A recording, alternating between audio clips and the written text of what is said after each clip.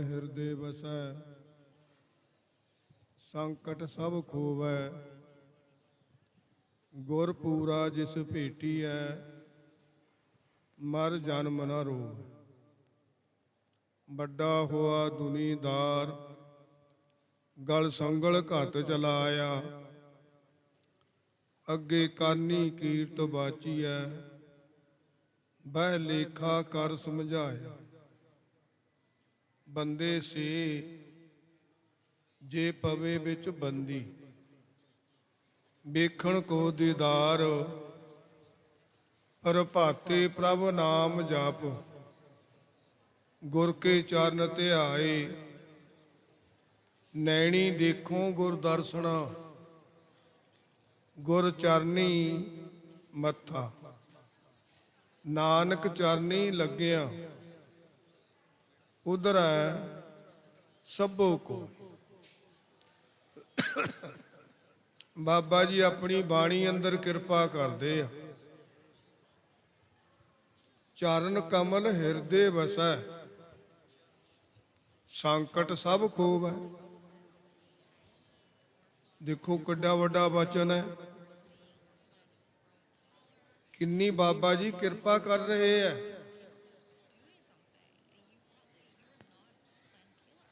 ਜਿਹਨੇ ਆਪਣੇ ਹਿਰਦੇ ਵਿੱਚ ਵਸਾ ਲਿਆ ਉਹਨਾਂ ਦੇ ਤਾਂ ਸੰਕਟ ਹੀ ਖਤਮ ਹੋ ਗਏ। ਚਰਨ ਕਮਲ ਹਿਰਦੇ ਵਸੈ ਸੰਕਟ ਸਭ ਖੋਵੈ। ਗੁਰ ਪੂਰਾ ਜਿਸ ਭੇਟੀਐ। ਪੂਰੇ ਗੁਰੂ ਦੀ ਆਪਣਾ ਆਪ ਭੇਟ ਕਰ ਦੇਣਾ। ਗੁਰੂ ਨਾਨਕ ਦੇ ਚਰਨਾਂ ਨੂੰ ਹਿਰਦੇ ਵਿੱਚ ਵਸਾ ਲੈਣਾ। ਉਹਨਾਂ ਲਈ ਬਾਬਾ ਜੀ ਨੇ ਵਚਨ ਕੀਤਾ। ਚਰਨ ਕਮਲ ਹਿਰਦੇ ਵਸੈ ਸੰਕਟ ਸਭ ਖੋਵੈ। ਗੁਰ ਪੂਰਾ ਜਿਸ ਭੇਟੀਐ ਮਰ ਜਨਮ ਨ ਰੋਵੈ। ਜਿਹਨੇ ਪੂਰੇ ਗੁਰੂ ਦੀ ਆਪਣਾ ਆਪ ਭੇਟ ਕਰਤਾ ਕੀ ਫਿਰ ਉਹ ਰੋਂਦਾ ਫਿਰੇਗਾ? ਧੰਨ ਧੰਨ ਬਾਬਾ ਈਸਰ ਸਿੰਘ ਜੀ ਵਚਨ ਕਰਦੇ ਸੀ ਉਹ ਤਾਂ ਬਾਹਾਂ ਲੜਾਂਦਾ ਫਿਰੇਗਾ, ਬੇਪਰਵਾਹ ਹੋ ਕੇ ਚੱਲੇਗਾ। ਜਿਵੇਂ ਛੋਟਾ ਜਿਹਾ ਬੱਚਾ ਹੁੰਦਾ 4-5 ਸਾਲ ਦਾ, ਉਹ ਮਾਤਾ ਦੇ ਜਾਂ ਪਿਤਾ ਦੇ ਗਲ ਨੂੰ ਚਿੰਬੜਦਾ, ਕਦੇ ਉਧਰ ਦੀ ਚਿੰਬੜਦਾ, ਉਹ ਲਾਡ ਲਡਾਉਂਦਾ। ਉਹ ਬੇਪਰਵਾਹ ਹੈ ਆਪਣੇ ਮਾਤਾ ਪਿਤਾ ਦੇ ਆਸਰੇ। ਇਸ ਲਈ ਬਾਬਾ ਜੀ ਨੇ ਬਾਣੀ ਵਿੱਚ ਇਹ ਸਾਡੇ ਤੇ ਕਿਰਪਾ ਕੀਤੀ। ਅਸੀਂ ਗੁਰੂ ਨਾਨਕ ਦੇ ਚਰਨਾਂ ਦਾ ਧਿਆਨ ਨਹੀਂ ਕਰਦੇ। ਜੇ ਵੇਖਿਆ ਜਾਵੇ ਅੱਜ ਰਾਜ ਕਿਹਦਾ ਹੈ? ਮੈਂ ਦੁਨਿਆਵੀ ਰਾਜਾਂ ਦੀ ਗੱਲ ਨਹੀਂ ਕਰਦਾ। ਪਰਮਾਰਥ ਦੇ ਵਿੱਚ ਬਾਬਾ ਜੀ ਕਿਰਪਾ ਕਰਦੇ ਸੀ। ਭਾਈ ਰਾਜ ਹੈ ਕਲਯੁਗ ਦਾ, ਪਹਿਰਾ ਗੁਰੂ ਨਾਨਕ ਦਾ। ਰਾਜ ਕਲਯੁਗ ਦਾ ਹੈ, ਪਹਿਰਾ ਗੁਰੂ ਨਾਨਕ ਦਾ। ਜਿਹਦਾ ਪਹਿਰਾ ਹੈ, ਜਿਹਦੀ ਡਿਊਟੀ ਹੈ, ਜੇ ਉਹਦੇ ਅੱਗੇ ਅਰਦਾਸਾਂ ਜੋਦੜੀਆਂ ਕਰਾਂਗੇ ਤਾਂ ਸਾਡੀ ਸੁਣੀ ਜਾਵੇਗੀ। ਜੇ ਅਸੀਂ ਪਾਸੇ ਆਸੇ ਤੁਰੇ ਫਿਰਾਂਗੇ ਉੱਥੇ ਨਹੀਂ ਸੁਣੀ ਜਾਣੀ।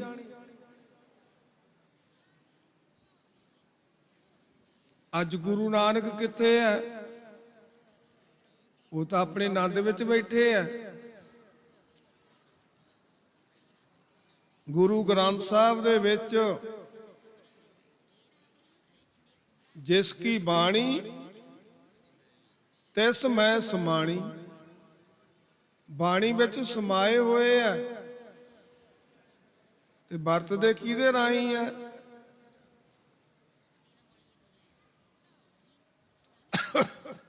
ਵਰਤਦੇ ਆ ਆਪਣੇ ਪਿਆਰਿਆਂ ਰਾਹੀਂ।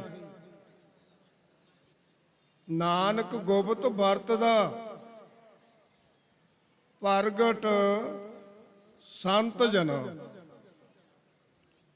ਇੱਥੇ ਬਾਬਾ ਜੀ ਵਿਸਤਾਰ ਨਾਲ ਕਹਿੰਦੇ ਸੀ, ਕਿਰਪਾ ਵਿਸਤਾਰ ਨਾਲ ਕਰਦੇ ਸੀ, ਪਰ ਸੰਤ ਹੋਵੇ, ਸਵਾਦੂ ਨਾ ਹੋਵੇ, ਸਾਨੂੰ ਕਿਸੇ ਹੋਰ ਪਾਸੇ ਨਾ ਲਈ ਫਿਰਦਾ ਹੋਵੇ, ਗੁਰੂ ਚਰਨਾਂ ਨਾਲ ਜੋੜਦਾ ਹੋਵੇ। ਬਾਬਾ ਈਸਰ ਸਿੰਘ ਜੀ ਮਹਾਰਾਜ ਨੇ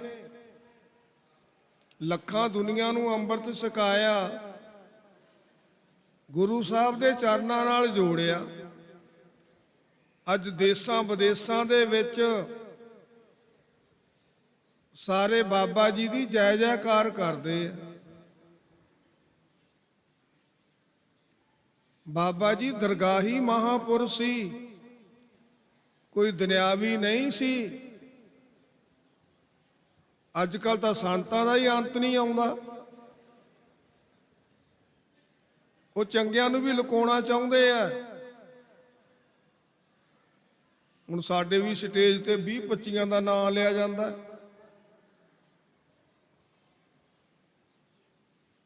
ਜੇ ਕਸਵੱਟੀ ਤੇ ਲਾਉਣਾ ਹੋਵੇ ਖਰੇ ਉਤਰਨਗੇ।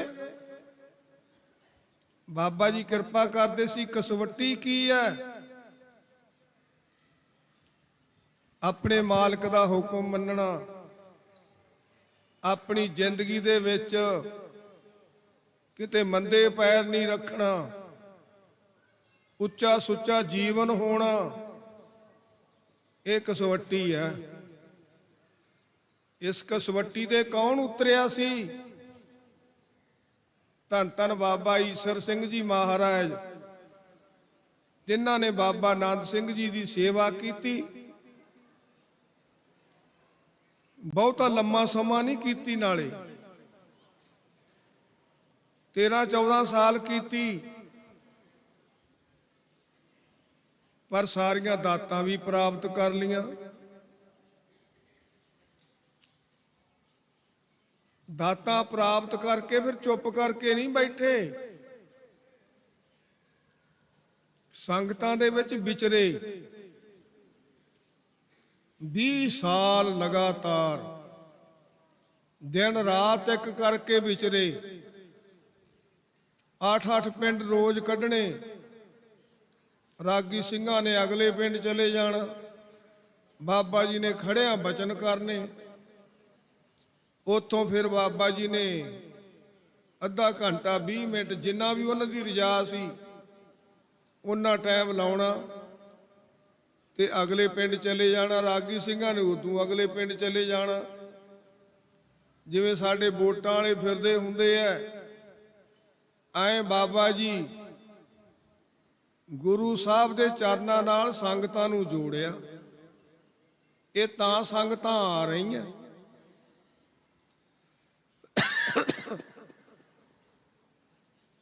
ਬਾਬਾ ਜੀ ਦਾ ਜੀਵਨ ਸੀ, ਜਤ ਸਤ ਵਾਲੇ ਮਹਾਪੁਰਸ਼ ਸੀ,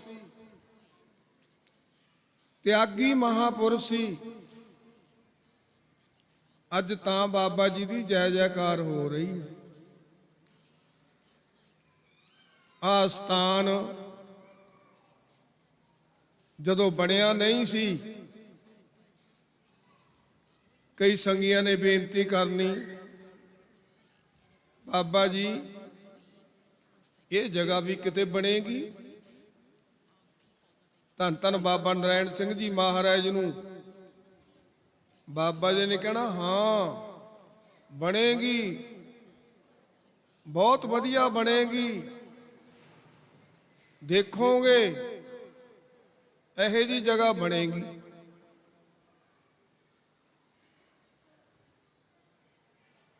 ਤੇ ਇਸ ਲਈ ਗੁਰਮੁਖ ਪਿਆਰਿਓ, ਮਹਾਪੁਰਸ਼ਾਂ ਦੇ ਕੀਤੇ ਵੇ ਬਚਨ ਉਹ ਪੂਰੇ ਹੁੰਦੇ ਆ।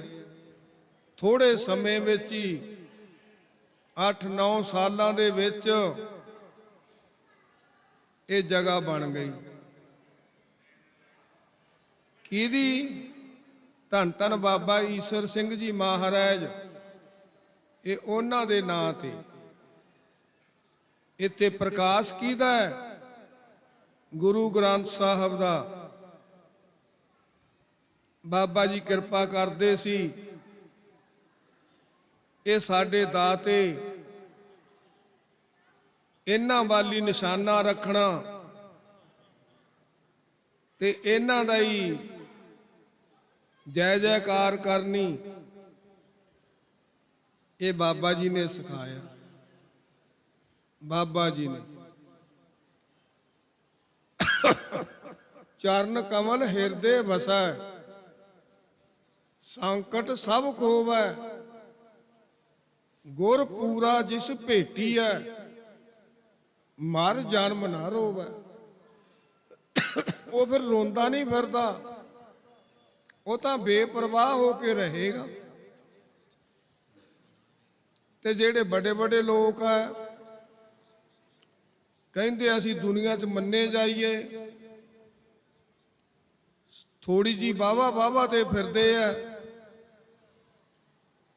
ਉਹਨਾਂ ਲਈ ਬਾਬਾ ਜੀ ਕੀ ਬਚਨ ਕਰਦੇ ਸੀ? ਜਿਹੜੇ ਝੂਠ ਬੋਲਦੇ ਆ, ਵੱਡਾ ਹੋਆ ਦੁਨੀਦਾਰ, ਗਲ ਸੰਗਲ ਘੱਤ ਚਲਾਇਆ, ਅੱਗੇ ਕਰਨੀ ਕੀਰਤ ਬਾਚੀਐ, ਬਹਿ ਲੇਖਾ ਕਰ ਸਮਝਾਇਆ। ਜਦੋਂ ਬੰਦਾ ਦੁਨੀਆ ਤੋਂ ਜਾਂਦਾ ਹੈ, ਅਜਰਾਈਲ ਵਰਗੇ 4 ਜਮਦੂਤ ਉਹਨੂੰ ਫਿਰ ਲੈ ਕੇ ਜਾਂਦੇ ਆ। ਗੁਰਮੁਖ ਹੈ, ਬੜੀ ਇੱਜ਼ਤ ਨਾਲ ਲਿਜਾਂਦੇ ਆ, ਸਤਿਕਾਰ ਨਾਲ। ਜੇ ਮਨਮੁਖ ਹੈ, ਕਿਸੇ ਦੀ ਗੱਲ ਨਹੀਂ ਮੰਨਦਾ, ਮਨ ਦੀ ਮਰਜ਼ੀ ਕਰਨ ਵਾਲਾ, ਝੂਠਾ ਬੰਦਾ, ਬਕਾਰੀ ਬੰਦਾ, ਗੁਰੂ ਨੂੰ ਮੰਨਦਾ ਨਹੀਂ, ਨੁਕਤਾਚੀਨੀ ਕਰਨ ਵਾਲਾ, ਉਹਨੂੰ ਫਿਰ ਡੰਡੇ ਨਾਲ ਜਾਂਦੇ ਆ। ਵੱਡਾ ਹੋਆ ਦੁਨੀਦਾਰ, ਗਲ ਸੰਗਲ ਘੱਤ ਚਲਾਇਆ, ਅੱਗੇ ਕਰਨੀ ਕੀਰਤ ਬਾਚੀਐ, ਬਹਿ ਲੇਖਾ ਕਰ ਸਮਝਾਇਆ। ਉਹਨੂੰ ਜਦੋਂ ਧੂ ਘੜੀਸ ਕਰਕੇ ਲਿਜਾਂਦੇ ਆ, ਉਹ ਕਹਿੰਦਾ ਯਾਰ ਮੈਨੂੰ ਕਿਉਂ ਖਿੱਚੀ ਜਾਂਦੇ ਹੋ, ਮੈਨੂੰ ਮਾਰਦੇ ਕਾਸ ਤੋਂ ਹੈ। ਉਹ ਕਹਿੰਦੇ ਚੱਲ ਤੈਨੂੰ ਗਾਹਾਂ ਦੱਸਦੇ ਆ ਚੱਲ ਕੇ, ਹਜੇ ਤਾਂ ਅਸੀਂ ਘੱਟ ਹੀ ਮਾਰਦੇ ਆ ਤੈਨੂੰ। ਐਨ ਨਿਸਲ ਕਰਕੇ ਤੇ ਉਹਦਾ ਬੁਰਾ ਹਾਲ ਕਰਕੇ ਧਰਮਰਾਜ ਦੇ ਸਾਹਮਣੇ ਖੜਾ ਕਰ ਦਿੰਦੇ ਆ। ਕੇਰਾ ਸੀ ਇੱਕ ਥਾਂ ਬਚਨ ਦੱਸਿਆ ਰਾਂਚੀ, ਭਜਨ ਸਿੰਘ ਨਾਂ ਦਾ ਬੰਦਾ ਸੀ। ਕਹਿੰਦਾ ਬਾਬਾ ਜੀ ਜਦੋਂ ਬੰਦਾ ਸਰੀਰ ਛੱਡ ਗਿਆ, ਉਹਦਾ ਸੰਸਕਾਰ ਕਰਤਾ, ਫਿਰ ਉਹਦੀ ਧੂਕੜੀ ਕਿਵੇਂ ਹੋਈ? ਸਾਡੇ ਇੱਕ ਮਹੰਤ ਜੀ ਸੀ ਟਾਲਾ ਸਾਹਿਬ ਦੇ, ਬੜੀ ਮਹਾਨ ਸੇਵਾ ਸੀ ਉਹਨਾਂ ਦੀ। ਉਹ ਦੱਸਦੇ ਹੁੰਦੇ ਸੀ ਇਹ ਬਚਨ। ਉਹਨਾਂ ਨੇ ਕਹਿਣਾ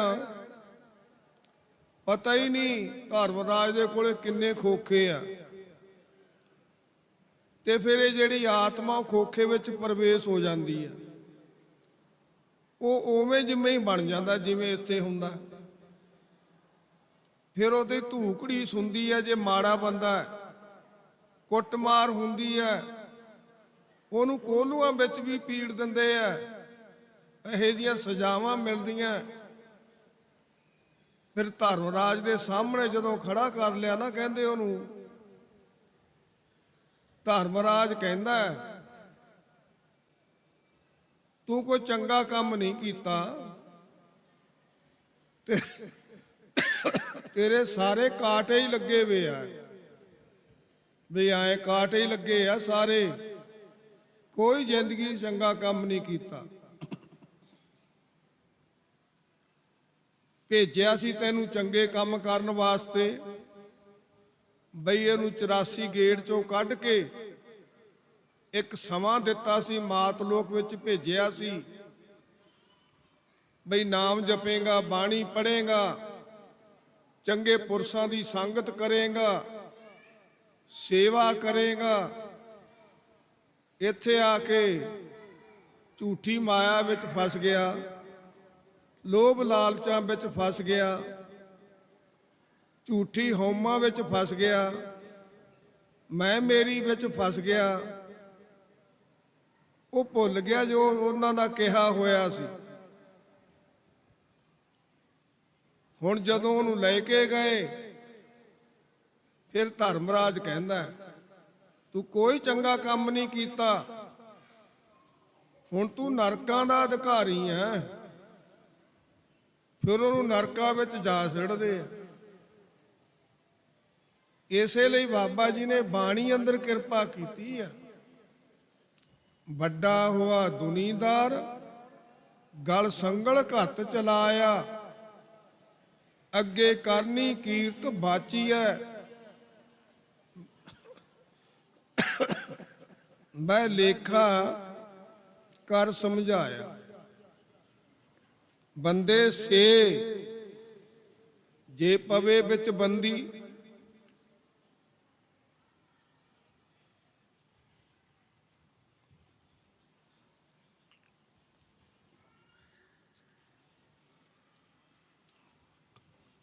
ਬੰਦੇ ਸੇ ਜੇ ਪਵੇ ਵਿੱਚ ਬੰਦੀ, ਵੇਖਣ ਕੋ ਦੀਦਾਰ। ਜੇ ਆਪਣੇ ਮਾਲਕ ਦੇ ਦੀਦਾਰ ਚਾਹੁੰਦਾ ਹੈ ਤਾਂ ਗੁਰੂ ਕੇ ਹੁਕਮ ਵਿੱਚ ਆ, ਇਹਨੂੰ ਬੰਦੀ ਕਿਹਾ। ਵੇਖਣ ਕੋ ਦੀਦਾਰ, ਜੇ ਮਾਲਕ ਦੇ ਦੀਦਾਰ ਚਾਹੁੰਦਾ ਤਾਂ ਗੁਰੂ ਕਾ ਹੁਕਮ ਮੰਨ।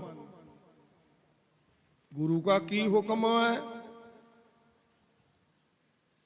बई खंडे वाटे दा अंमृत सकना, गुरु वाले बनना, ये जरूरी है, ये जरूरी है।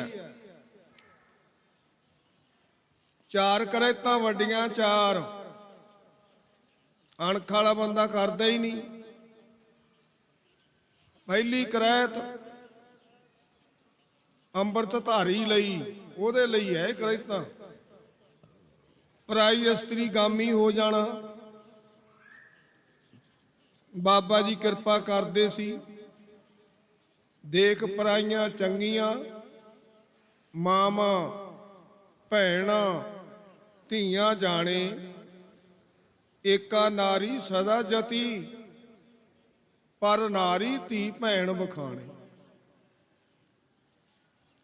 ਆਪਦੇ ਘਰ ਤੇ ਖੜਾ ਹੈ, ਉਹ ਵੀ ਜਤੀ ਹੈ। ਬਰਾਬਰ ਦੀਆਂ ਨੂੰ ਭੈਣਾਂ, ਵੱਡੀਆਂ ਨੂੰ ਮਾਵਾਂ, ਛੋਟੀਆਂ ਨੂੰ ਬੱਚੀਆਂ। ਇਹ ਗੁਰਸਿੱਖ ਦੀ ਦ੍ਰਿਸ਼ਟੀ ਹੋਣੀ ਚਾਹੀਦੀ ਹੈ। ਤੇ ਦੂਜੀ ਕਰੈਤ, ਇਹ ਜਿਹੜੇ ਰੋਮ ਹੈ, ਅਸੀਂ ਆਪਣੇ ਸਰੀਰ ਤੋਂ ਲਾਹੁਣੇ ਨਹੀਂ, ਨਾ ਭਾਈ ਨੇ ਨਾ ਮਾਈ ਨੇ। ਇਹ ਰੋਮਾਂ ਦੀ ਇੱਜ਼ਤ ਕਰਨੀ ਹੈ। ਮਰਦ ਦੇ ਦਾੜੀ ਮੁੱਛ ਆਉਂਦੀ ਹੈ, ਮਾਵਾਂ ਦੇ ਨਹੀਂ ਆਉਂਦੀ। ਇਹ ਰੋਮ ਰੱਖਣੇ ਆ। ਤੀਜੀ ਕਰੈਤ, ਹਲਾਲ ਕੀਤਾ ਕੁੱਠਾ ਛਕ ਲੈਣਾ, ਉਹਦੇ ਨਾਲ ਅੰਮ੍ਰਿਤ ਟੁੱਟ ਜਾਂਦਾ। ਪਰ ਬਾਬਾ ਜੀ ਨੇ ਆਪਣੀ ਬਾਣੀ ਅੰਦਰ ਇਹ ਕਿਰਪਾ ਕੀਤੀ ਹੈ, ਬਈ ਅਸੀਂ ਜਿਹੜਾ ਇਹ ਬੰਦਾ 84 ਲੱਖ ਜੂਨ ਦਾ ਬਾਦਸ਼ਾਹ, ਇਹਨੂੰ ਮਾਸ ਮਿੱਟੀ ਖਾਣੀ ਨਹੀਂ ਚਾਹੀਦੀ। ਜੇ ਰਤ ਲੱਗੇ ਕੱਪੜੇ, ਜਾਮਾ ਹੋਏ ਪਲੀਤ, ਜੋ ਰਤ ਪੀਵੇ ਮਾਨਸਾ, ਤਿਰ ਕੋ ਨਿਰਮਲ ਚੀਤ। ਜੇ ਮਾਨਸ ਦੇ ਪਾ ਕੇ, ਏਡਾ ਸੋਹਣਾ ਜਾਮਾ ਪਾ ਕੇ 84 ਲੱਖ ਜੂਨ ਦਾ ਬਾਦਸ਼ਾਹ ਬਣ ਕੇ ਇਹ ਜਾਨਵਰਾਂ ਦਾ ਮਾंस ਖਾਂਦਾ ਹੈ, ਤਾਂ ਬਾਬਾ ਜੀ ਕਹਿੰਦੇ ਸੀ ਭਾਈ ਇਹ ਪਰਸੈਂਟਾਂ ਵਾਲਾ ਕੰਮ ਨਹੀਂ। ਜੇ ਰਤ ਲੱਗੇ ਕੱਪੜੇ ਜਾਮਾ ਹੋਏ ਪਲੀਤ, ਇਹ ਜਾਮਾ ਪਲੀਤ ਹੋ ਜਾਂਦਾ ਹੈ। ਇਹ ਮਤ ਸੋਚੋ ਬਈ ਨਹਾ ਧੋ ਲੈ, ਇਸ਼ਨਾਨ ਕਰ ਲਿਆ ਤੇ ਹੁਣ ਇਹ ਸੁੱਚੇ ਹੋ ਗਏ। ਨਹੀਂ, ਇਹ ਚੀਜ਼ਾਂ ਛਕਣੀਆਂ ਹੀ ਨਹੀਂ। ਬਾਣੀ ਵਿੱਚ ਹੁਕਮ ਹੈ ਸਾਨੂੰ। ਇਹ ਤੀਜੀ ਕਰਾਇਤ ਹੈ। ਚੌਥੀ ਜਿਹੜਾ ਤਮਾਕੂ ਵਗੈਰਾ, ਬੀੜੀ ਤਮਾਕੂ, ਗੁਰੂ ਕਲਗੀਧਰ ਪਾਤਸ਼ਾਹ ਕਿਸੇ ਜਗ੍ਹਾ ਤੇ ਜਾ ਰਹੇ ਆ, ਨੀਲੇ ਤੇ ਸਵਾਰ ਹੈ ਘੋੜੇ ਤੇ, ਹਰਾ ਭਰਾ ਖੇਤ ਅੱਜ ਕੱਲ ਬੜਾ ਹੁੰਦਾ ਹੈ, ਤੇ ਘੋੜਾ ਜਾ ਕੇ ਵੱਟ ਤੇ ਖੜ ਗਿਆ। ਗੁਰੂ ਸਾਹਿਬ ਨੇ ਸੋਚਿਆ ਵੀ ਗਾਂ ਨਹੀਂ ਤੁਰਦਾ। ਖੇਤ ਵਾਲਾ ਕੋਲੇ ਫਿਰਦਾ ਸੀ ਭਾਈ, ਉਹਨੂੰ ਸੱਦ ਕੇ ਕਹਿਣ ਲੱਗੇ ਬਈ ਕੀ ਬੀਜਿਆ ਇਹਦੇ ਵਿੱਚ? ਉਹ ਕਹਿਣ ਲੱਗਿਆ ਮਹਾਰਾਜ ਤਮਾਕੂ ਹੈ। ਓਹੋ, ਇਹ ਜਾਨਵਰ ਨੂੰ ਵੀ ਗਿਆਨ ਹੈ ਵੀ ਮੇਰੇ ਤੇ ਮੇਰਾ ਮਾਲਕ ਸਵਾਰ ਹੈ, ਮੈਂ ਇਸ ਤਮਾਕੂ ਵਿੱਚ ਦੀ ਨਹੀਂ ਲੰਘਣਾ। ਗੁਰੂ ਸਾਹਿਬ ਪਾਸੇ ਦੀ ਘੋੜਾ ਲੈ ਗਏ, ਨਾਲੇ ਥਾਪੀ ਦਿੱਤੀ। ਹਾਂ ਬਈ ਨੀਲਿਆ, ਹੁਣ ਤੂੰ ਵੀ ਸਭ ਕੁਝ ਸਮਝਦਾ ਹੈ। ਪਤਾ ਤਾਂ ਮਾਲਕਾਂ ਨੂੰ ਹੁੰਦਾ ਸੀ, ਪਰ ਗੁਰੂ ਸਾਹਿਬ ਨੇ ਪਾਸੇ ਦੀ ਲੈ ਗਏ। ਇਸ ਲਈ ਇਹ ਚਾਰ ਕਰੈਤਾਂ ਪਰਾਈ ਇਸਤਰੀ ਕਾਮੀ, ਸਰੀਰ ਤੋਂ ਰੋਮ ਲੁਹਾ ਲੈਣੇ, ਹਲਾਲ ਕੀਤਾ ਕੁੱਠਾ ਤੇ ਬੀੜੀ ਤੰਬਾਕੂ। ਚਾਰ ਕਰੈਤਾਂ ਅੰਮ੍ਰਿਤ ਧਾਰੀ ਲਈਏ, ਇਹਨਾਂ ਤੋਂ ਬਚਣਾ ਪਵੇਗਾ। ਇਸ ਲਈ ਬਾਬਾ ਜੀ ਨੇ ਇਹ ਕਿਹਾ ਬੰਦੀ ਵਿੱਚ ਪੈਣ ਲਈ, ਬੰਦੇ ਸੇ ਜੇ ਪਵੇ ਵਿੱਚ ਬੰਦੀ, ਵੇਖਣ ਕੋ ਦੀਦਾਰ। ਜੇ ਆਪਣੇ ਮਾਲਕ ਦੇ ਦੀਦਾਰ ਚਾਹੁੰਦਾ ਹੈ, ਦਰਸ਼ਨ ਕਰਨ ਨੂੰ ਜੀ ਕਰਦਾ ਹੈ, ਤਾਂ ਗੁਰੂ ਕੇ ਹੁਕਮ ਵਿੱਚ ਆ। ਦੁਨਿਆਵੀ ਚੀਜ਼ਾਂ ਦਾ ਖਹਿੜਾ ਛੱਡ, ਗੁਰੂ ਕੇ ਹੁਕਮ ਵਿੱਚ ਆ। ਬੰਦੇ ਸੇ ਜੇ ਪਵੇ ਵਿੱਚ ਬੰਦੀ, ਵੇਖਣ ਕੋ ਦੀਦਾਰ। ਪਰ ਭਾਤੇ ਪ੍ਰਭ ਨਾਮ ਜਪ, ਗੁਰ ਕੇ ਚਰਨ ਧਿਆਏ। ਗੁਰੂ ਸਾਹਿਬ ਦੇ ਚਰਨਾਂ ਦਾ ਧਿਆਨ ਕਰਨਾ। ਇਹੋ ਜਿਹੇ ਲੋਕ ਵੀ ਹੈ ਜਿਹੜੇ ਕਹਿਣਗੇ ਜੀ ਧਿਆਨ ਦੀ ਕੀ ਲੋੜ ਹੈ, ਗੁਰੂ ਨਾਨਕ ਦੇ ਚਰਨਾਂ ਦੀ ਕੀ ਲੋੜ ਹੈ। ਨਹੀਂ ਨਹੀਂ, ਬਾਬਾ ਜੀ ਕਿਰਪਾ ਕਰਦੇ ਸੀ। ਅੱਜ ਪਹਿਰਾ ਗੁਰੂ ਨਾਨਕ ਦਾ ਹੈ, ਅਸੀਂ ਗੁਰੂ ਨਾਨਕ ਦੇ ਚਰਨਾਂ ਦਾ ਧਿਆਨ ਕਰਨਾ ਹੈ। ਤੇ ਜੇ ਉਹਨਾਂ ਦੇ ਪਿਆਰਿਆਂ ਦਾ ਵੀ ਕਰ ਲਈਏ, ਮੇਰ ਫੇਰ ਵੀ ਹੋ ਜਾਂਦੀ ਹੈ। ਧੰਨ ਧੰਨ ਬਾਬਾ ਈਸਰ ਸਿੰਘ ਜੀ ਮਹਾਰਾਜ, ਉਹਨਾਂ ਦਾ ਸਰੂਪ ਲੱਗਿਆ, ਚਰਨ ਨੰਗੇ ਆ, ਕਿੰਨੇ ਪਿਆਰੇ ਲੱਗਦੇ ਆ, ਕਿੰਨੇ ਪਿਆਰੇ ਲੱਗਦੇ ਆ।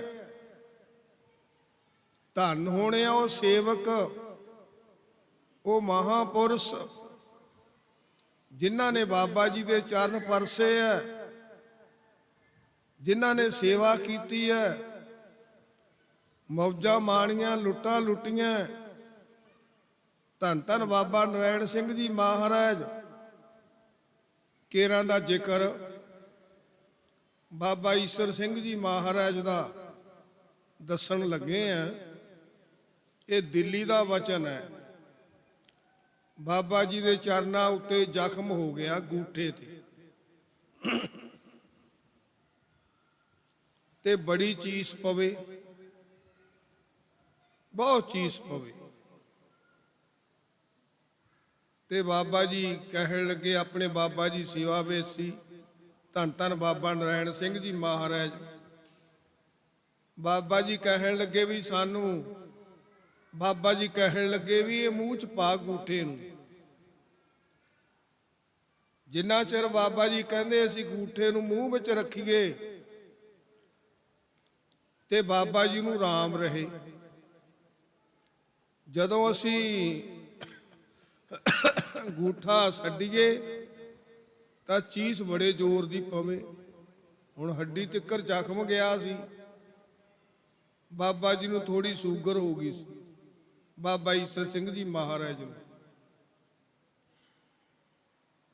ਕਿਉਂ? ਸੇਵਾਦਾਰ ਵੀ ਉਦੋਂ ਇਸ ਤਰ੍ਹਾਂ ਦੇ ਸੀ। ਕੁਛ ਸਾਨੂੰ ਬਾਬਾ ਜੀ ਨੇ ਦੱਸਿਆ ਸੀ ਤੇ ਕਹਿੰਦੇ ਏਡੇ ਏਡੇ ਮਤੀਰੇ ਆਉਣੇ, ਉਹ ਮਤੀਰੇ ਨੂੰ ਉੱਤੋਂ ਵੱਢ ਕੇ ਨਾ ਤਾਹਾਂ ਤੋਂ ਚੱਪਣ ਹੁੰਦਾ ਜਿਵੇਂ ਆਏ, ਉਹਦੇ 'ਚ ਬਾਟੀ ਭਰ ਕੇ ਖੰਡ ਦੀ ਪਾ ਦੇਣੀ ਤੇ ਉੱਤੋਂ ਦੱਬ ਦੇਣਾ ਤੇ ਚਾਦਰ ਬੰਨ੍ਹ ਕੇ ਬਾਹਰ ਰੱਖ ਦੇਣਾ ਵਿਹੜੇ 'ਚ। ਤੇ ਅਗਲੇ ਦਿਨ ਜਦੋਂ ਬਾਬਾ ਜੀ ਨੇ ਸੈਰ ਕਰਕੇ ਆਉਣਾ, ਬਾਬਾ ਈਸਰ ਸਿੰਘ ਜੀ ਮਹਾਰਾਜ ਨੇ, ਬਾਬੇ ਸਾਧੂ ਸੋ ਹੋਣਾ ਨੇ ਕੱਟ ਕੇ ਉਸ ਨੂੰ ਫਾੜੇ ਬਣਾ ਕੇ ਤੇ ਥਾਲ ਵੱਡੇ ਸਾਰੇ ਵਿੱਚ ਬਾਬਾ ਜੀ ਦੇ ਅੱਗੇ ਰੱਖ ਦੇਣਾ। ਬਾਬਾ ਜੀ ਨੇ ਉਹ ਗੁੱਦਾ ਛਕਣਾ। ਦੱਸਦੇ ਫਿਰ ਸ਼ੂਗਰ ਹੋ ਗਈ ਸੀ ਬਾਬਾ ਜੀ ਨੂੰ। ਮਿੱਠਾ ਵੱਧ ਛਕਾਉਂਦੇ ਰਹੇ ਤੇ ਸੁੱਖ ਨਾਲ ਮਠਿਆਈਆਂ ਵੀ ਵਧੀਆ ਵਧੀਆ ਆਉਂਦੀਆਂ ਸੀ, ਥਾਲ 'ਚ ਲੱਗਦੀਆਂ ਸੀ। ਪਰ ਇਹ ਨਹੀਂ ਸੋਚਿਆ ਵੀ ਬਾਬਾ ਜੀ ਲਈ ਚੰਗੀਆਂ ਨਹੀਂ। ਮਹਾਪੁਰਸ਼ ਤਾਂ ਬੇਪਰਵਾਹ ਹੁੰਦੇ ਆ। ਮੂਹਰੇ ਚੀਜ਼ ਆ ਗਈ, ਆਪਣੇ ਮਾਲਕ ਨੂੰ ਭੋਗ ਲਵਾਇਆ ਤਾਂ ਕਿਣਕਾਪ ਵੀ ਛਕ ਲਈ। ਤਾਂ ਬਾਬਾ ਜੀ ਨੂੰ ਸ਼ੂਗਰ ਹੋ ਗਈ ਸੀ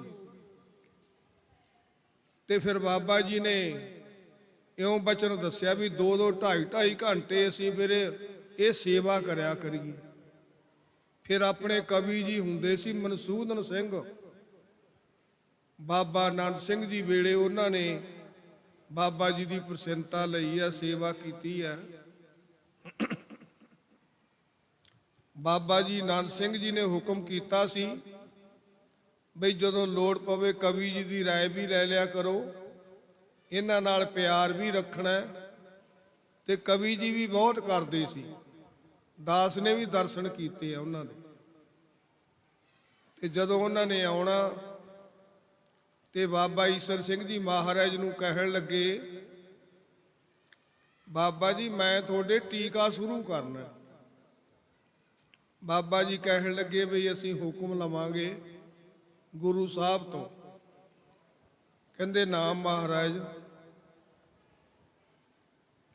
ਜੇ ਮੈਂ ਤੁਹਾਨੂੰ ਕਹਿ ਰਿਹਾ, ਤੁਹਾਡੇ ਕੋਲੇ ਚੱਲ ਕੇ ਆਇਆ ਘਰ ਤੋਂ ਇਹ ਫੁਰਨਾ ਬਣਾ ਕੇ, ਤੇ ਮੈਨੂੰ ਗੁਰੂ ਸਾਹਿਬ ਨੇ ਹੁਕਮ ਕੀਤਾ ਹੈ, ਤੇ ਹੁਣ ਦੁਬਾਰੇ ਹੁਕਮ ਲਵੋਗੇ? ਮੈਂ ਤੁਹਾਡੇ ਟੀਕਾ ਸ਼ੁਰੂ ਕਰਨਾ। ਤੇ ਬਾਬਾ ਜੀ ਕਹਿੰਦੇ ਜੀ ਚੰਗਾ। ਬਾਬਾ ਈਸਰ ਸਿੰਘ ਜੀ ਮਹਾਰਾਜ, ਕਵੀ ਜੀ ਨੇ ਟੀਕਾ ਸ਼ੁਰੂ ਕਰ ਦਿੱਤਾ। 1 ਮਹੀਨੇ ਦੇ ਵਿੱਚ ਬਾਬਾ ਜੀ ਨੂੰ ਹੌਲੀ ਹੌਲੀ ਚਰਨ ਤੇ ਗੂਠੇ ਨੂੰ ਰਾਮ ਆਇਆ। ਉੱਥੇ ਬੜਾ ਇਕੱਠ ਹੁੰਦਾ ਸੀ ਸੰਗਤ ਦਾ ਗੁਲਾਬੀ ਬਾਗ ਦੇ ਵਿੱਚ। ਤੇ ਪਰ ਬਾਬਾ ਜੀ ਨੇ ਬਚਨ ਵਿਲਾਸ ਨਹੀਂ ਛੱਡੇ। ਆਪਣੇ ਬਾਬਾ ਜੀਤਾ ਸੋ ਹੋਣੀ ਫੇਰੂ ਰਾਈ ਤੋਂ, ਉਹ ਵੀ ਉੱਥੇ ਹੁੰਦੇ ਸੀ। ਬਾਬਾ ਨਰਾਇਣ ਸਿੰਘ ਜੀ ਮਹਾਰਾਜ, ਬਾਬਾ ਜੀ ਨੇ ਕਿਹਾ ਸੀ ਵੀ ਤੁਸੀਂ ਮੈਨੂੰ ਚੱਕ ਕੇ ਲਿਜਾਇਆ ਕਰੋ। ਬਾਬਾ ਜੀ ਨੇ ਦੱਸਿਆ ਵੀ ਅਸੀਂ ਕਲੰਗੜੀ ਪਾ ਲੈਣੀ, ਉੱਤੇ ਵੱਡਾ ਤੌਲੀਆ ਰੱਖ ਲੈਣਾ, ਬਾਬਾ ਜੀ ਨੇ ਸਾਡੇ ਮੋਢਿਆਂ ਤੇ ਹੱਥ ਧਰ ਲੈਣਾ, ਅਸੀਂ ਬਾਬਾ ਜੀ ਨੂੰ ਚੱਕ ਕੇ ਲੈ ਜਾਣਾ। ਪਰਦਾ ਕੀਤਾ ਜੀ, ਪਰਦੇ ਵਿੱਚ ਲਿਜਾ ਕੇ ਬਾਬਾ ਜੀ ਨੂੰ ਬਹਾ ਦੇਣਾ। ਤੇ ਫਿਰ ਬਾਬਾ ਜੀ ਨੇ ਬਚਨ ਡੇਢ ਘੰਟਾ ਕਰਨੇ। ਐ ਹੁੰਦਾ ਸੀ ਬਾਬਾ ਜੀ ਤਾਂ ਢਿੱਲੇ ਹੀ ਨਹੀਂ ਹੈ। ਜਦੋਂ ਮਹਾਪੁਰਸ਼ ਬਚਨ ਕਰਦੇ ਆ ਫਿਰ ਉਹਨਾਂ 'ਚ ਰੂਹਾਨੀ ਇਸ ਤਰ੍ਹਾਂ ਦੀ ਆ ਜਾਂਦੀ ਹੈ। ਐ ਫਿਰ ਬਾਬਾ ਜੀ ਨੇ ਕਿਰਪਾ ਕੀਤੀ ਸੀ, ਇਹ ਬਚਨ ਦੱਸੇ ਸੀ ਤੇ ਫਿਰ ਉੱਥੇ ਰਾਮ ਆ ਗਿਆ ਸੀ। ਜਿਹੜੇ ਮਹਾਪੁਰਸ਼ ਹੈ ਉਹ ਤਾਂ ਸਾਨੂੰ ਗੁਰੂ ਦੇ ਨਾਲ ਜੋੜਦੇ ਆ। ਤੇ ਅੱਜ ਬਾਬਾ ਜੀ ਦਾ ਆਹ ਸਥਾਨ ਕਿਹਦੇ ਹਿੱਸੇ ਵਿੱਚ ਆਇਆ? ਧੰਨ ਧੰਨ ਬਾਬਾ ਨਰਾਇਣ ਸਿੰਘ ਜੀ ਮਹਾਰਾਜ ਦੇ। ਉਹਨਾਂ ਨੇ ਕਿੱਡਾ ਵੱਡਾ ਇਹ ਗੁਰੂ ਘਰ ਬਣਾਇਆ। ਬੜੀਆਂ ਲੋਕਾਂ ਨੇ ਪ੍ਰਾਪੋਗੰਡੇ ਵੀ ਕਰਨ ਵਾਲੇ ਸੀ ਉਦੋਂ, ਲਓ ਜੀ ਆਏ ਹੋ ਗਿਆ ਜੀ, ਆਏ ਹੋ ਗਿਆ, ਬੜਾ ਕੁਝ ਬੋਲਦੇ ਸੀ। ਪਰ ਨਹੀਂ, ਇਹ ਬਾਬਾ ਜੀ ਕਿਰਪਾ ਕਰਦੇ ਸੀ। ਦਰਗਾਹੀ ਜਗ੍ਹਾ, ਦਰਗਾਹੀ, ਇਹ ਕਿਸੇ ਬੰਦੇ ਦੀ ਨਹੀਂ। ਧੰਨ ਧੰਨ ਬਾਬਾ ਈਸਰ ਸਿੰਘ ਜੀ ਦਾ ਨਾਂ ਹੈ, ਇਹ ਉਹਨਾਂ ਦੇ ਨਾਂ ਤੇ ਸਥਾਨ ਬਣਿਆ ਹੋਇਆ ਹੈ।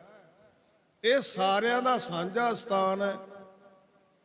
ਸਾਡੀ ਤਾਂ ਇੰਨੀ ਕੀ ਮਿਹਰ ਹੈ ਕਿ ਅਸੀਂ ਇੱਥੇ ਵੱਧ ਚੜ ਕੇ ਕੰਮ ਕਰੀਏ, ਡਿਊਟੀ ਕਰੀਏ।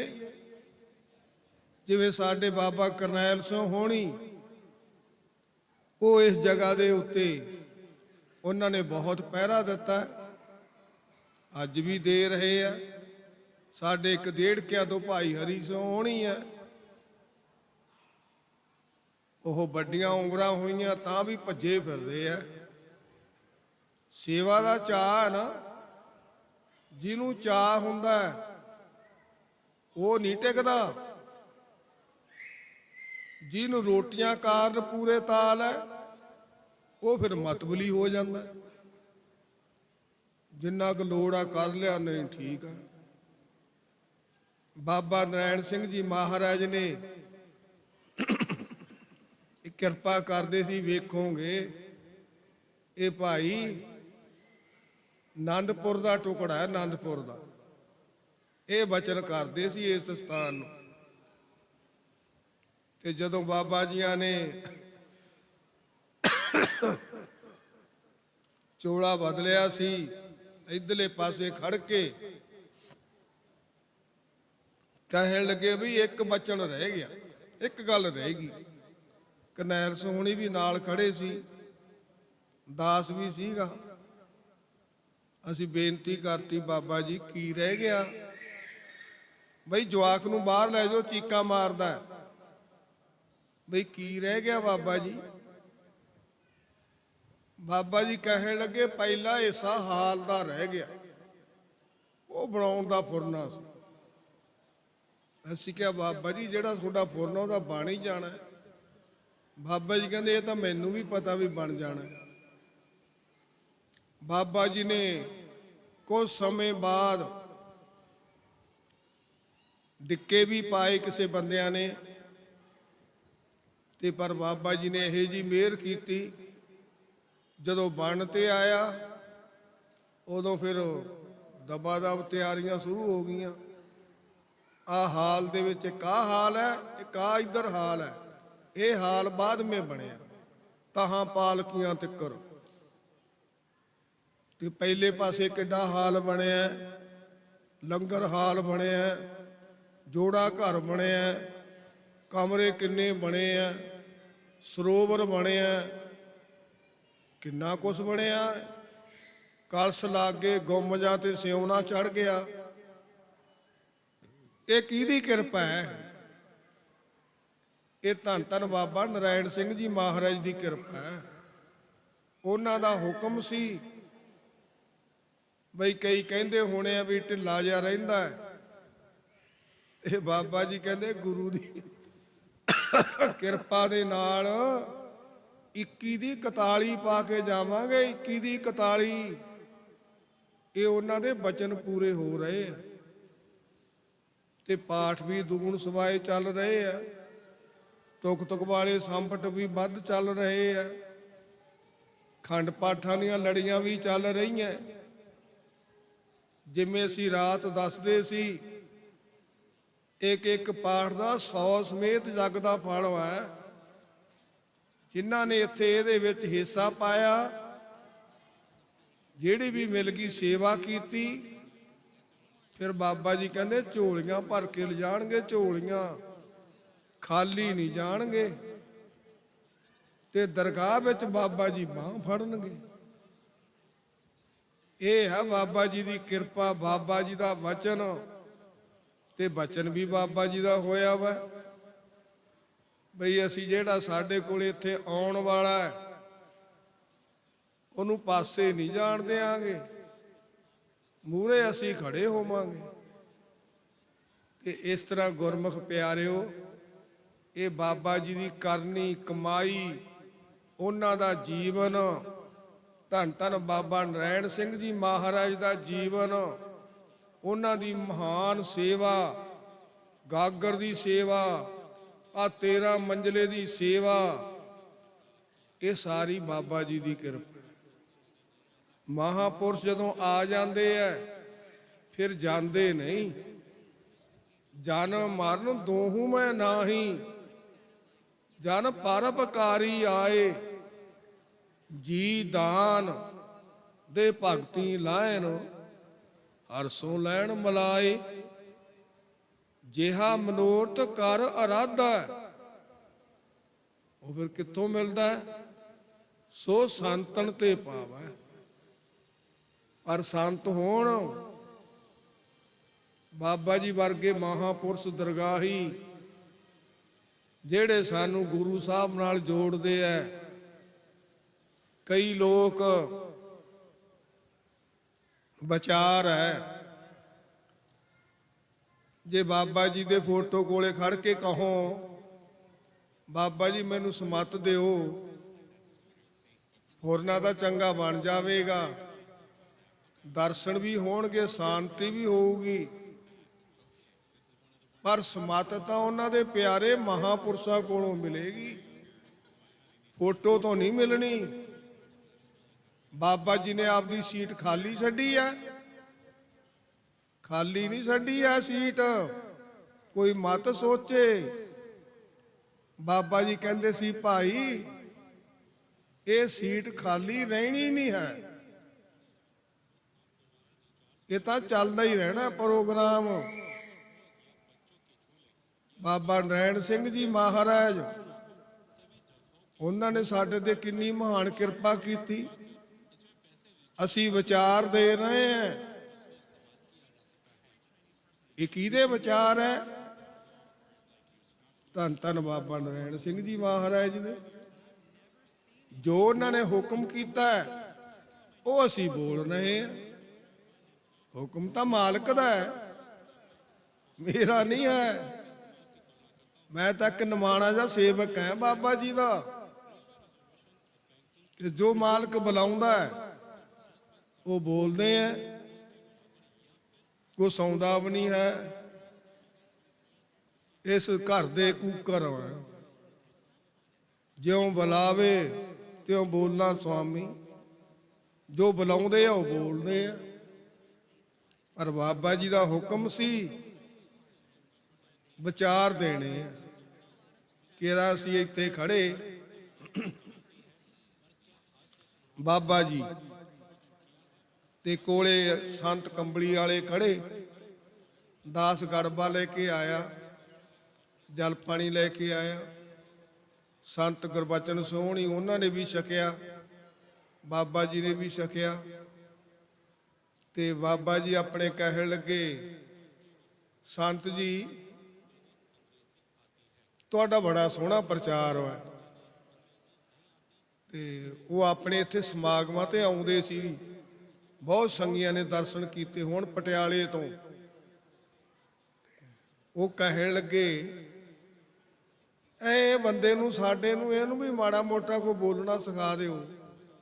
ਧੰਨ ਧੰਨ ਬਾਬਾ ਨਰੈਣ ਸਿੰਘ ਜੀ 10 ਵਾਰ ਹੱਥ ਕਰਕੇ ਕਹਿਣ ਲੱਗੇ ਇਹਨੂੰ ਵੀ ਬੋਲਣਾ ਸਿਖਾ ਦਿਓ। ਉਹ ਹੱਸ ਕੇ ਕਹਿੰਦੇ ਬਾਬਾ ਜੀ ਇਹਨੂੰ ਕੀ ਸਿਖਾਉਣਾ, ਸਟਾਰਟਰ ਤਿਆਰ ਆ, ਸੁੱਚ ਦੱਬਣ ਦੀ ਲੋੜ ਹੈ। ਬਾਬਾ ਜੀ ਇੰਨੇ ਹੱਸੇ, ਬਹੁਤ ਹੱਸੇ। ਜਾਣੀ ਉਹ ਇੰਨੀ ਲਾਜਵਾਬ ਇਦਾਂ ਦੇ ਵਿਚਾਰ ਸੀ ਉਹਨਾਂ ਦੇ। ਉਹਨਾਂ ਨੇ ਕਹਿਣਾ ਮੈਂ ਫਲਾਣੇ ਥਾਂ ਤੋਂ ਆਇਆ, ਮੈਂ ਬਗਦਾਦ ਤੋਂ ਆਇਆ, ਉੱਥੋਂ ਚੱਲਿਆ, ਫਿਰ ਮੈਨੂੰ ਫੋਨ ਗਿਆ। ਤੇ ਇਦਾਂ ਦੇ ਉਹਨਾਂ ਦੇ ਵਿਚਾਰ ਸੀ ਬੜੇ ਸੋਹਣੇ। ਉਹਨਾਂ ਨੇ ਕਹਿਣਾ ਇਹ ਟੋਹੀ ਹੁੰਦੀ ਹੈ ਪਰ ਅੱਗ ਵਿੱਚ ਦੀ ਨਿਕਲ ਕੇ ਆਉਂਦੀ ਹੈ। ਪਹਿਲਾਂ ਮਿੱਟੀ ਗੁੰਨੀ ਜਾਂਦੀ ਹੈ, ਫਿਰ ਇੱਟ ਥੱਪੀ ਜਾਂਦੀ ਹੈ, ਫਿਰ ਰੇੜਿਆਂ ਤੇ ਲੱਦੀ ਜਾਂਦੀ ਹੈ, ਫਿਰ ਭੱਠੇ ਦੇ ਵਿੱਚ ਲਾਲ ਹੁੰਦੀ ਹੈ, ਤੇ ਫਿਰ ਉੱਥੋਂ ਨਿਕਲ ਕੇ ਲੱਗਦੀ ਕਿੱਥੇ ਹੈ? ਇਹ ਟੋਹੀ ਹੈ। ਉਹ ਨਾਲੀਆਂ ਤੇ ਵੀ ਲੱਗਦੀ ਹੈ, ਬਾਥਰੂਮਾਂ 'ਚ ਵੀ ਲੱਗਦੀ ਹੈ। ਇਹ ਟੋਹੀ ਹੈ। ਤੇ ਉਹ ਦਰਬਾਰ 'ਚ ਵੀ ਲੱਗਦੀ ਹੈ। ਜਿਹੜੀ ਦਰਬਾਰ ਵਿੱਚ ਲੱਗੀ ਹੋਈ ਹੈ ਉਹ ਇੱਟ ਨੂੰ ਦੁਨੀਆ ਮੱਥੇ ਟੇਕਦੀ ਹੈ। ਜਿਹੜੀ ਨਾਲੀਆਂ ਤੇ ਲੱਗੀ ਹੈ ਉਹਨਾਂ ਨੂੰ ਮੱਥੇ ਨਹੀਂ ਟੇਕਦੀ। ਮੱਥੇ ਉਹਨਾਂ ਨੂੰ ਟੇਕਦੀ ਹੈ ਜਿਹੜੀ ਸੋਹਣੇ ਦਰਬਾਰ 'ਚ ਲੱਗੀ ਹੈ, ਜਿੱਥੇ ਮੇਰੇ ਮਾਲਕ ਦੇ ਚਰਨ ਪਏ ਹੈ। ਉਹ ਇਦਾਂ ਦਾ ਪ੍ਰਚਾਰ ਕਰਦੇ ਸੀ। ਤੇ ਕਿਉਂ? ਫਿਰ ਸਰੀਏ ਬਾਰੇ ਵੀ ਇਹੋ ਜਿਹੇ ਵਚਨ ਕਹਿਣੇ। ਤੇ ਉਹਨਾਂ ਦਾ ਬੜਾ ਪਿਆਰ ਸੀ ਸਾਡੇ ਨਾਲ। ਉਹਨਾਂ ਦੇ ਭਰਾ ਨਛੱਤਰ ਸੋਹਣੀ ਹੈਗੇ ਆ। ਅਸੀਂ ਪਟਿਆਲੇ ਜਾ ਕੇ ਵੀ ਆਉਣੇ ਹੁੰਨੇ ਆ। ਆਪਾਂ ਜਦੋਂ ਸਰੋਵਰ ਸ਼ੁਰੂ ਕੀਤਾ ਸੀ, ਇੱਥੇ ਆਪਾਂ ਪਾਣੀ ਪਾਇਆ ਸੀ ਸਰੋਵਰ ਦੇ ਵਿੱਚ, ਤੇ ਜਿੱਦਾਂ ਉਦਘਾਟਨ ਕਰਨ ਲੱਗੇ ਸੀ ਉਦੋਂ ਉਹ ਆਏ ਸੀ ਸਾਡੇ ਇੱਥੇ। ਇੱਕ ਜਗੀੜੇ ਵਾਲੇ ਸੰਤ ਸੀ ਕੋਈ, ਤੇ ਇੱਕ ਬਾਬਾ ਗੁਰਬਚਨ ਸੋਹਣੀ ਸੀ ਕੰਬਲੀ ਵਾਲੇ, ਤੇ ਬਾਬਾ ਮੈਂਗਲ ਸੋਹਣੀ ਸੀਗੇ, ਤੇ ਆਪਣੇ ਬਾਬਾ ਕਰਨੈਲ ਸੋਹਣੀ ਸੀ, ਤੇ 5 ਜਾਣੇ ਸੀ। ਤੇ ਜਦੋਂ ਅਸੀਂ ਸਾਡੇ ਕੋਲੇ ਗਾਗਰ ਸੀ ਜਿਹੜੀ ਬਾਬਾ ਜੀ ਜਿਸ ਜਲ ਲੈ ਕੇ ਆਉਂਦੇ ਸੀ। ਦੂਜੇ ਮਹਾਂਪੁਰਸ਼ਾਂ ਕੋਲੇ ਥੋੜੀਆਂ ਜਿਹੀਆਂ ਛੋਟਾ ਸਾਈਜ਼ ਸੀ, ਛੋਟੀਆਂ ਗਾਗਰਾਂ ਸੀ ਸਟੀਲ ਦੀਆਂ। ਤੇ ਜਦੋਂ ਉਥੋਂ ਚੱਕੀ ਨਾ ਗਾਗਰ ਅੰਦਰੋਂ 5 ਜਾਣਿਆਂ ਨੇ ਚੱਕੀ ਸੀ। ਚੱਕ ਕੇ ਜਦੋਂ ਬਾਹਰ ਨਿਕਲੇ ਕਹਿੰਦਾ ਧੰਨ ਆ ਬਾਬਾ ਨਰੈਣ ਸਿੰਘ। ਉਹ 24 ਕਿਲੋਮੀਟਰ ਜਾਂਦਾ ਸੀ ਐਡੀ ਗਾਗਰ ਲੈ ਕੇ। ਅਸੀਂ ਆ ਛੋਟੀਆਂ ਛੋਟੀਆਂ ਸਰੋਵਰ ਤੱਕ ਜਾਣਾ ਔਖਾ ਸਾਨੂੰ। ਇਹ ਵਚਨ ਸੀ। ਫਿਰ ਤਾਂ ਨੂੰ ਗੁਰਦੁਆਰੇ ਵੱਲ ਝਾਕ ਕੇ ਜਦੋਂ ਉਧਰੋਂ ਆਏ ਕਹਿਣ ਲੱਗਿਆ, ਕਹਿੰਦਾ ਐਡਾ ਵੱਡਾ ਗੁਰਦੁਆਰਾ ਜੇ ਸਾਰੀ ਦੁਨੀਆ ਸਰਵਾੜ ਇਕੱਠਾ ਕਰਨ ਲੱਗ ਜੇ ਤਾਂ ਐਡਾ ਢੇਰ ਨਹੀਂ ਲੱਗਦਾ ਜਿੱਡਾ ਉੱਚਾ ਗੁਰਦੁਆਰਾ ਹੈ। ਇਹ ਉਹਨਾਂ ਦਾ ਅਰਦਾਸ ਸੀ ਬੋਲਣ ਦਾ। ਫਿਰ ਉਹਨਾਂ ਨੇ ਸਰੋਵਰ ਦੇ ਉੱਤੇ ਅਰਦਾਸ ਹੋਈ, ਸਾਰੇ ਪ੍ਰਕੰਮਿਆਂ ਵੀ ਕੀਤੀ। ਉਦੋਂ ਬਾਅਦ ਮੈਂ ਕੰਨ 'ਚ ਕਿਹਾ, ਮੈਂ ਕਿਹਾ ਜੀ ਇਸ਼ਨਾਨ ਵੀ ਕਰਨਾ ਪੈਣਾ। ਕਹਿੰਦੇ ਹਾਂ, ਮੈਂ ਤਾਂ ਕਦੇ ਠੰਡੇ ਪਾਣੀ ਨਾਲ ਇਸ਼ਨਾਨ ਨਹੀਂ ਕੀਤਾ। ਮੈਂ ਕਿਹਾ ਜੀ ਫਿਰ ਅੱਜ ਕਰ ਲਓ। ਕਹਿੰਦੇ ਚੰਗਾ। ਸਣੇ ਚੋਲੇ ਵੜ ਗਏ ਵਿੱਚ, ਇਸ਼ਨਾਨ ਕਰਕੇ ਗੱਡੀ ਮੰਗਾ ਕੇ ਉਵੇਂ ਹੀ ਚਲੇ ਗਏ ਵਿਚਾਰੇ। ਤੀਜੇ ਦਿਨ ਜਾ ਕੇ ਚੋਲਾ ਬਦਲ ਗਏ ਸੀ ਆਨੰਦਪੁਰ ਸਾਹਿਬ। ਤੇ ਇਸ ਤਰ੍ਹਾਂ ਵੀ ਉਹਨਾਂ ਦਾ ਪਿਆਰ ਸੀ। ਮਹਾਂਪੁਰਸ਼ ਨੇਕ ਮਤੀ ਕੇ। ਪਰ ਬਾਬਾ ਜੀ ਇੱਕ ਵਚਨ ਕਹਿੰਦੇ ਸੀ। ਬਾਬਾ ਜੀ ਕਹਿੰਦੇ ਕਰਨੀ ਤੇ ਕਮਾਈ ਕੀ ਹੁੰਦੀ ਹੈ? ਕਮਾਈ ਜਿਹੜੇ ਕਮਾਏ ਹੋਏ ਵਿਚਾਰ ਹੋਣ, ਆਪਦੇ ਤੇ ਘਟਦੇ ਹੋਣ, ਉਹ ਕਰਨੇ ਆ। ਜੇ ਆਪਦੇ ਤੇ ਘਟਦੇ ਹੀ ਨਹੀਂ ਤੇ ਫਿਰ ਉਹ ਵਿਚਾਰਾਂ ਦਾ ਫਿਰ ਕੀ ਹੈ? ਜਿਵੇਂ ਕਿਰਾਂ ਕਿ ਗੁਰੂ ਸਾਹਿਬ ਨੇ ਰਾਗੀ ਸਿੰਘ ਕੀਰਤਨ ਕਰਦੇ ਸੀ। ਕੋਈ ਬਲਾਵਲ ਮਹੱਲੇ ਦੇ ਵਿੱਚੋਂ ਕੀਰਤਨ ਕਰਦੇ ਸੀ, ਤੇ ਉਹਨਾਂ ਤੇ ਘਟਦਾ ਨਹੀਂ ਸੀ ਕੋਈ ਬਚਨ। ਫਿਰ ਉਹ ਬਚਨ ਸੁਣਾਇਆ ਬਈ ਅਕੇ ਕੋਈ ਪਾਣੀ ਲਾਉਂਦਾ ਸੀ, ਪਾਣੀ ਲਾਉਂਦਾ ਸੀ ਤੇ ਪਾਣੀ ਲਾਉਂਦਾ ਜਿਹੜੀ ਕਹੀ ਸੀ ਉਹ ਉੱਥੇ ਕਿਆਰੇ 'ਚ ਹੀ ਰੱਖਿਆ ਆ। ਚੌਧਰੀ ਸੀ ਕੋਈ ਉਸ ਪਿੰਡ ਦਾ, ਪਾਣੀ ਲਾਉਂਦਾ ਕਹੀ ਕਿਆਰੇ ਵਿੱਚ ਰੱਖਿਆ ਆ ਤੇ ਕਹੀ ਉਹਦੀ ਗੁਪਤ ਹੋ ਗਈ, ਕਹੀ ਮਿਲੇ ਨਾ।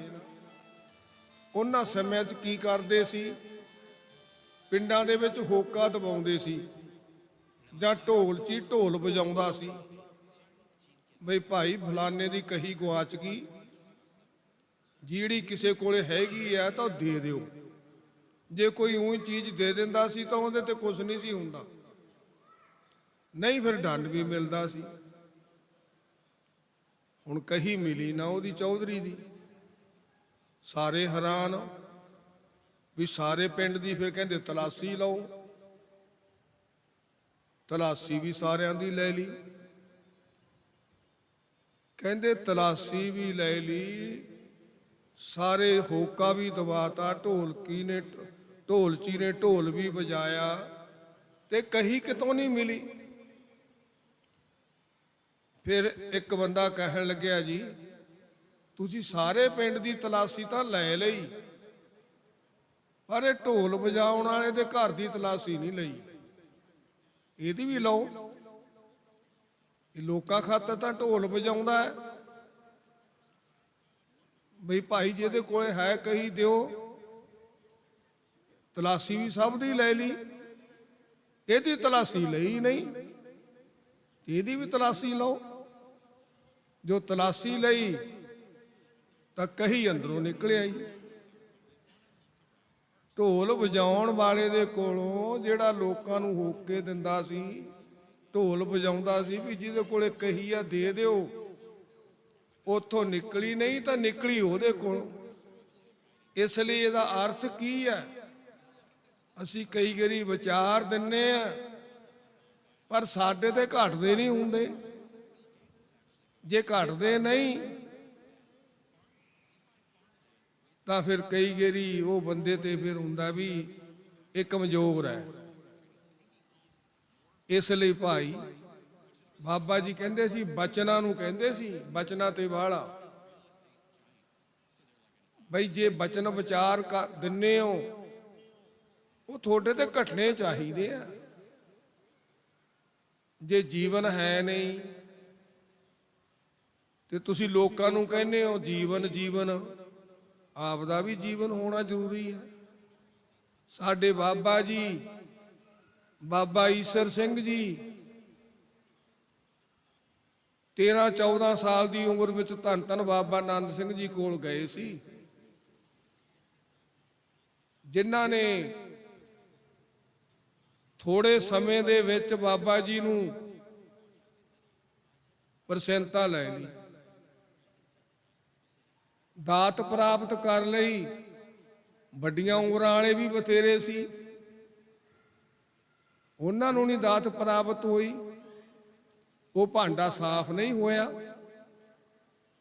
ਇਹ ਤਾਂ ਇੱਕ ਵਿਚਾਰ ਹੈ, ਸਾਥੋਂ ਸਾਰੇ ਵੱਡੇ ਹੈ, ਸਭ ਤੇ ਹੈ ਕਿਰਪਾ ਤੇਰੀ, ਕਿਸੇ ਥੋੜੀ ਕਿਸੇ ਘਨੇਰੀ, ਪਰ ਇੱਕ ਦਲੀਲ ਹੈ। ਤੇ ਉਸ ਸ਼ਕਤੀ ਨੂੰ, ਉਸ ਪ੍ਰਸੰਨਤਾ ਨੂੰ ਕਿਹਨੇ ਗ੍ਰਹਿਣ ਕੀਤਾ? ਧੰਨ ਧੰਨ ਬਾਬਾ ਈਸਰ ਸਿੰਘ ਜੀ ਮਹਾਰਾਜ ਨੇ। ਤੇ ਬਾਬਾ ਜੀ ਨੇ ਕਿਤੇ ਫਿਰ ਆਪਣੇ ਕੋਲ ਰੱਖ ਲਈ। ਬਾਬਾ ਜੀ ਨੇ ਪ੍ਰਚਾਰ ਕੀਤਾ, ਬੜੇ ਸੰਗੀ ਸਾਥੀ ਜੋੜੇ ਤੇ ਬੜੀ ਮਿਹਰ ਕੀਤੀ 20 ਸਾਲ। ਤੇ ਮਗਰੋਂ ਧੰਨ ਧੰਨ ਬਾਬਾ ਨਰਾਇਣ ਸਿੰਘ ਜੀ ਮਹਾਰਾਜ ਨੂੰ ਆ ਟਿੱਬਿਆਂ ਤੇ ਬਾਬਾ ਜੀ ਸੈਰ ਕਰ ਰਹੇ ਸੀ।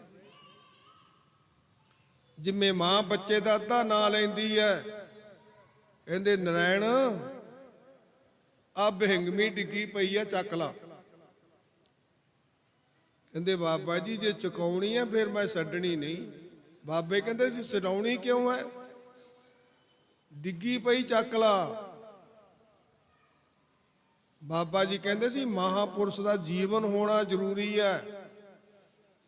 ਤੇ ਬਾਬਾ ਜੀ ਦਾ ਉੱਚਾ ਸੁੱਚਾ ਜੀਵਨ ਸੀ।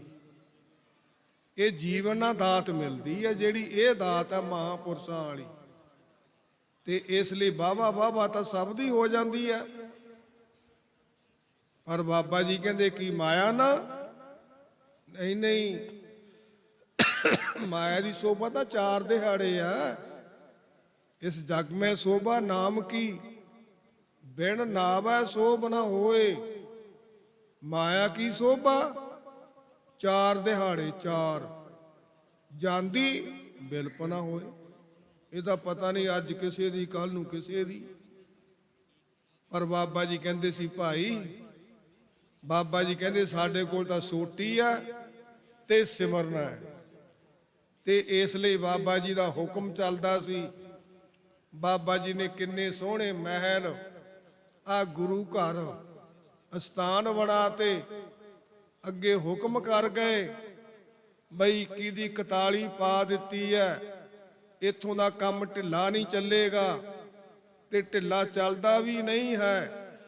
ਇਸ ਲਈ ਗੁਰਮੁਖ ਪਿਆਰਿਓ, ਤੁਸੀਂ ਜਿੰਨੀਆਂ ਸੰਗਤਾਂ ਇੱਥੇ ਆਉਣ ਵਾਲੇ ਹੋ, ਇੱਥੇ ਬਾਬਾ ਜੀ ਨੇ